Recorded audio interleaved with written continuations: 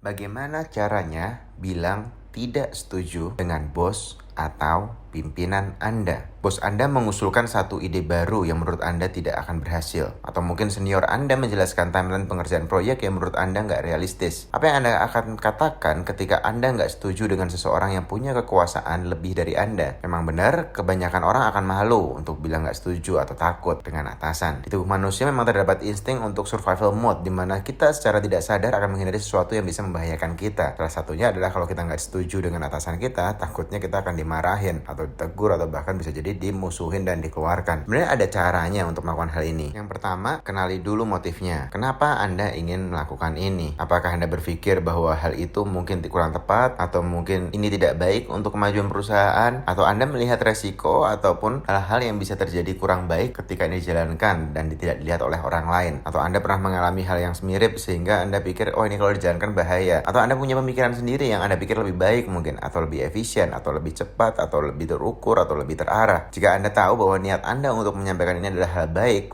dan Anda memiliki seperti solusinya ataupun tahu bahwa kalau ini terus dijalankan akan beresiko, Anda berarti sedang melakukan kebaikan walaupun mungkin itu berarti bertentangan dengan atasan Anda. Jadi pahami dulu, oh niatnya untuk kebaikan, untuk positif, untuk kemajuan. Mungkin tidak setuju, ini bagus disampaikan daripada nanti ketika terlanjur kita berpikir, oh itu kan dulu udah gue pikir kayak gini, atau oh bener kan pandangan gue saat itu, dan seterusnya. Menurutku itu sangat tidak relevan. Harusnya kalau kita memang pikir kita punya sesuatu ide yang lebih bagus, sampaikan langsung. Yang kedua, setelah Anda menyelesaikan tugas pertama tadi, coba validasi bentar kedua 3 orang teman rekan kerja Anda. Bagaimana pendapat mereka tentang hal itu? Jika Anda pikir, oh iya benar juga, beberapa berpikir hal yang sama, beberapa orang setuju dengan Anda, itu artinya memang yang Anda pikirkan itu cukup bagus dan memang relevan dan juga kontekstualnya pas untuk kemajuan perusahaan. Yang ketiga, jangan pernah berdebat di publik, karena ketika berdebat di publik, ketika Anda menang berpendapat pun Anda kalah dalam menjalin relation. Jadi mintalah waktu kepada atasan Anda untuk berbicara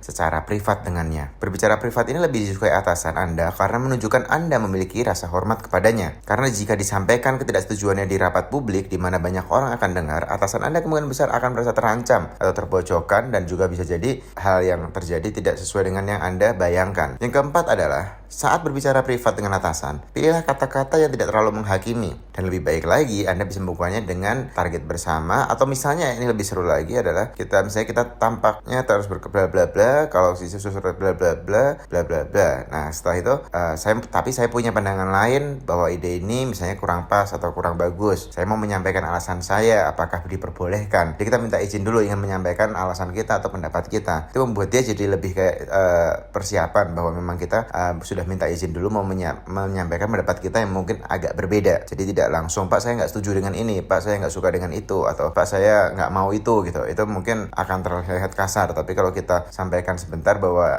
saya berniat untuk menyampaikan pendapat kita tentang ini, dia tahu bahwa kita sudah menjalankan prosedur untuk sopan santun. Yang kelima, setelah dapat izin dan Anda menyampaikan alasan-alasannya, akhiri dengan kalimat atau kata-kata yang rendah hati. Daripada memakai kalimat seperti, oh kalau cara bos kita dilakukan kita nggak akan pernah berhasil, atau kita pasti gagal. Lebih enak kita memakai kalimat, ini hanya pendapat saya Pak, mungkin saya juga kurang tahu detailnya, atau mungkin ada hal yang saya nggak tahu yang mungkin Bapak maksud gitu, atau ini menurut saya bagaimana pandangan Bapak tentang ide saya ini, nggak harus dipakai kok Pak gitu. Itu hal-hal yang bikin dia merasa nyaman bahwa kita memang ngasih masukan dan bukan lagi nyari ribut. Thank you.